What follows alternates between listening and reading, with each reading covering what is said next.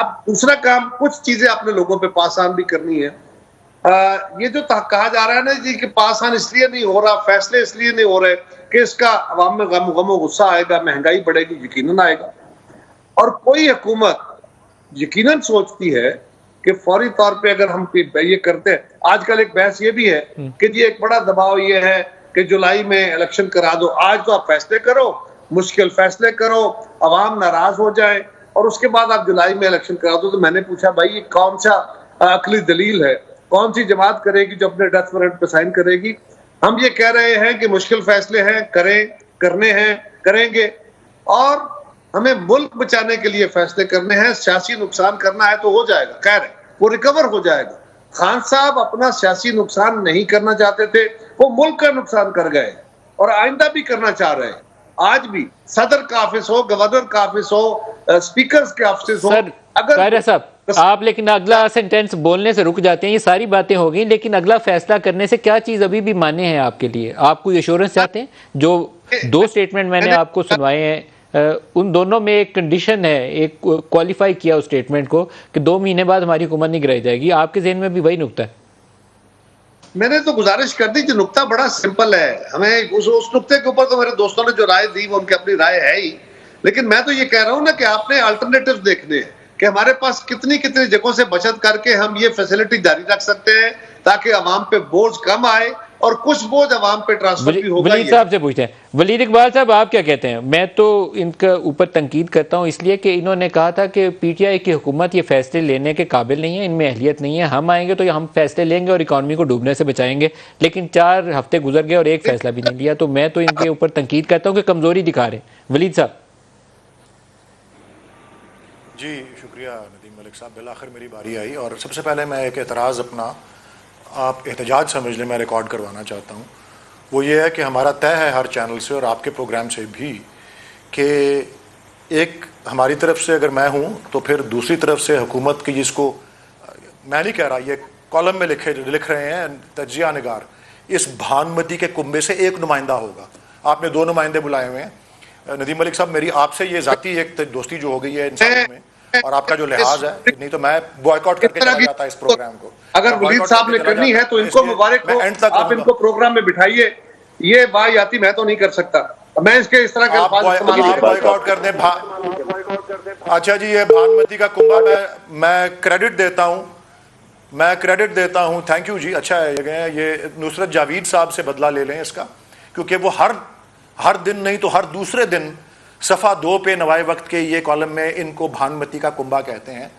اور میں نے ان سے پوچھ کے 2-3 دفعہ اور بھی، انہوں نے یہ بھی کہا ہے کہ جو شہباز شریف صاحب جن کو، لیکن آپ اپنی مناسب الفاظ میں بھی تو ان کو یہ بات کہہ سکتے ہیں. یہی اتحادی جماعتیں کل تک آپ کے ساتھ بھی تھیں، ایم کیو ایم آپ کے ساتھ بھی تھی. آپ آج اس کو بھانمتی کا کنبہ بنا دیا، کل تک آپ کی کمفرٹ ٹھیک تھی. تو یہ الفاظ آپ کو استعمال نہیں کرنے چاہیے. میں تو کہہ رہا ہوں نا کہ میں آپ کے لحاظ میں اور میں کہہ رہا ہوں نصرت جاوید صاحب نے یہ بھی کہا کہ یہ شہباز شریف جس کو سپیڈ سے، میں کسی نے کیا کہا، آپ تو میرے پروگرام میں بیٹھے نا. اب وہ فیصل سبزواری صاحب نے لائن ڈراپ کر دی آپ کے جملے کے اوپر، تو میرا خیال میں اس جملے سے ہم بچ نہیں ڈراپ سکتے. کر دیا لائن، اچھا کیا. تو چلیں جی، لیکن ان کے کہتے ہیں یہ سپیڈ والے بندے کے رنگ پسٹن کو زنگ لگ گیا ہے جب سے یہ حکومت میں آ گئے ہیں. نہیں جی، یہ اخباروں میں آ رہی ہے باتیں، میں کیوں نہ کروں؟ یہ اخباروں میں روز لوگ پڑھ رہے ہیں، لوگ کہہ رہے ہیں عوامی پارٹی آپ کے ساتھ ہی تو ٹھیک تھی، ایم کیو ایم آپ کے ساتھ ہی تو ٹھیک تھی، لیکن آپ سے لہذا یہ تو ٹھیک نہیں ہے. یہ بیسیکلی یہی مائنڈ سیٹ ہے نا کہ آپ حکومت میں ہو تو سب ٹھیک ہے، نہیں تو نہیں ٹھیک ہے. یہ سارا نہیں، یہ بھی اخباروں میں شائع ہوا ہے، یہ بھی سن لیجئے پلیز جی. شیخ رشید صاحب نے کہا ہے، وہ ایکسپلین کریں گے. انہوں نے کہا ہے کہ باپ پارٹی کا باپ کون ہے یہ سب کو پتا ہے، اور ایم کیو ایم کیسے گئی یہ سب جانتے ہیں. آپ کو بھی پتا ہوگا سر، آپ کی حکومت کیسے بنی تھی یہ بھی آپ کو پتا ہوگا. یہ شیخ صاحب سے یہ بھی پوچھ لیجیے گا، شیخ صاحب کو پتا ہوگا، ان سے پوچھ لیجیے گا. یہ بھی اخباروں میں آیا ہے، میں آپ کو پڑھ کے بتا دوں گا. میں یہ کہہ رہا ہوں کہ میاں اخباروں میں نہیں، لیکن سر آپ کو آن ایئر باقی جماعتوں کے اوپر آپ وہ لب و لہجہ اختیار کریں جو وہ میرے پروگرام میں مہمان بیٹھے ہیں، ان کی تصدیق تو نہ ہو. آپ ایسے لہجہ نہیں اختیار کر سکتے. I'm sorry. آپ ان کو کہہ رہے ہیں کہ باپ پارٹی کا باپ کون ہے، وہ پوچھیں گے کل پی ٹی آئی کیسے بنے تھی بتائیں، تو پھر آپ بتائیں گے، جواب دیں گے. نہیں پھر بہت کچھ ہو جائے گا ملک صاحب. 1996 میں کیسے بنی تھی اور کس کو. اور آپ اچھا جی، میں ایک اور عرض کر دوں، یہ الفاظ یہ بھی بڑے اچھے الفاظ ہیں، کیونکہ یہ بھی بڑے اچھے الفاظ ہیں کہ میاں نواز شریف سے جب ملنے گئے ان کے چھوٹے بھائی تو انہوں نے کہا کہ یہ 2 ٹکیاں کے نوکری سے اپنی جان چھڑا لو. چلیں اب میں آپ کے سوال کا جواب دیتا ہوں. دیگر مہمان جو کہتے رہے ہیں انہوں نے کہا ہے کہ یہ بہت بڑا بحران ہے جس کا سامنا ہے اس ملک کو. سبز باری صاحب نے کہا بڑی گڑبڑ ہے جی. کیا اول تھے جی کہ ہمیں سیاسی اور معاشی استحکام چاہیے. میں یہ عرض کر دیتا ہوں اگر یہ کارروائی نہ ہوئی ہوتی جو کہ اپریل میں 10 تاریخ کو ہوئی اور یہ ساری عدم اعتماد جو کہ راتوں رات ایک میجورٹی کو مائنورٹی میں مصنوعی طریقے سے اور غیر فطری طریقے سے کنورٹ کیا گیا تو یہ بحران آج نہ ہوتا. ہمارے پاس پلان موجود تھا. یہ جو کہہ رہے ہیں نا ٹوئے میں پھینک کے چلے گئے ہیں. 13 تاریخ کو اپریل کی جب ہم حکومت میں نہیں تھے شوکت ترین صاحب نے پوری تفصیل سے بتایا تھا کہ جو ہم نے سبسڈی دی ہے اپ انٹل دا بجٹ اس میں جو reduction in P S D پی ہے 140 بلین روپے ہم وہاں سے لا رہے تھے. جو ڈیویڈنڈز تھے اسٹیٹ اونڈ انٹرپرائزز کے 120 ارب روپے اس سبسڈی کے اس سے لا رہے تھے. اور جو 140 ارب reduction of share of provinces in P S D P ہم ڈیولپمنٹل میں کٹ ڈال کے یہ سبسڈی دے رہے تھے. اور اس کے ساتھ جو سر کہیں سے اگر فنڈڈ ہوتا تو آئی ایم ایف کا پروگرام بند نہ ہوتا. پروگرام چل رہا ہوتا. پروگرام اس لیے بند ہوا تھا کہ انہوں نے کہا تھا کہ انفنڈڈ سبسڈی ہے. انفنڈڈ سبسڈی کی وجہ سے پروگرام انہوں نے بند کیا تھا. موجود تھا کہ 4-6 ہفتے میں کیئر ٹیکر سیٹ اپ بنانے کے لیے دباؤ آئے گا. اس لیے حکومت گریز کر رہی ہے کہ یہ فیصلے نہ کریں کیونکہ یہ فیصلے لے کے ہم الیکشن میں نہیں جا سکتے.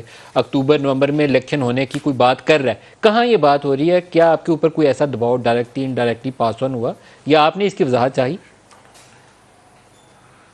ندیم صاحب ایک تو آواز آپ کی ذرا مدھم ہے, مجھے سمجھ پوری نہیں آ سکی. جہاں تک تعلق یہ ہے کہ کچھ افواہیں ہیں مارکیٹ میں ان میں کوئی صداقت نہیں ہے. افواہوں کے اوپر کوئی سوال بھی نہیں ہونے چاہیے اور اس پہ کوئی کمنٹ بھی نہیں, کیونکہ غلط افواہیں جو ہوتی ہیں وہ الٹیمیٹلی کنفیوژن کریٹ کرتی ہے اور زیادہ قیاس کریٹ کرتی ہے. اگر کوئی خبر ہو تو اس کے اوپر بالکل بات ہونی چاہیے, کھل کے ہونی چاہیے. آپ نے کہا افواہیں ہیں. ان افواہوں کا نتیجہ ہم دیکھتے ہیں روپے کے اوپر جو اس وقت رن ہے باقاعدہ وہ اس سیاسی بے یقینی کی وجہ سے. اکنامک فنڈامنٹلز بھی ہیں, ریزروز آپ کے پاس نہیں ہیں, لیکن سیاسی بے یقینی بہت بڑا فیکٹر ہے. تو آپ نے اس جو افواہ تھی یا جو بھی دباؤ تھا اس کی وضاحت کہیں سے چاہیے, کہیں ڈسکس کیا کہ کیا کوئی ایسی صورتحال ہے جس کو ابھی فیصل صاحب نے کہا کہ 2 ماہ بعد ہمارے پاؤں کے نیچے سے کوئی زمین نہیں کھینچے گا, اس کی وضاحت چاہیے کہیں سے آپ نے؟ دیکھیے میں ایک تو گزارش کروں کہ جو اس وقت غیر یقینی کی کیفیت ہے نا ملک صاحب, میری دانش میں ہو سکتا ہے میں درست نہ ہوں لیکن میری دانش میں اس کی وجہ بنیادی طور پہ یہ ہے کہ اس ملک کے کانسٹیٹیوشنل آفیسرز نے صدر پاکستان میں انہوں نے حکومت کی اپوزیشن شروع کر دیا, وہ لیڈر آف دا اپوزیشن بن گئے. جو سپیکرز نے پنجاب اسمبلی اور یہاں کے سپیکر قومی اسمبلی نے جو رویہ اختیار کیا, جو اس وقت گورنر کی اور جو پنجاب کے گورنر کی جو صورتحال تھی اور صدر صاحب وہ لے کے بیٹھے ہوئے سمریز کو وہ نکال نہیں رہے ہیں, اس کی وجہ سے یقیناً ایک عدم یقینی کی کیفیت ہے. یقیناً ایک پنجاب حکومت مکمل ہو کے چل نہیں پا رہی. وجوہات اس کی وہ ہیں, ان کو کیلکولیٹ کرنے کی ضرورت ہے. باقی یہ بات بہرحال ہے, اگر وہ کہہ رہے ہیں فیصل صاحب تو ان کے پاس یقیناً خبر ہوگی, میرے پاس ایسی کوئی خبر نہیں ہے. ہاں اگر میں تو یہ بات کا حامی ہوں ملک صاحب کہ ہمیں مشکل فیصلے لینے چاہیے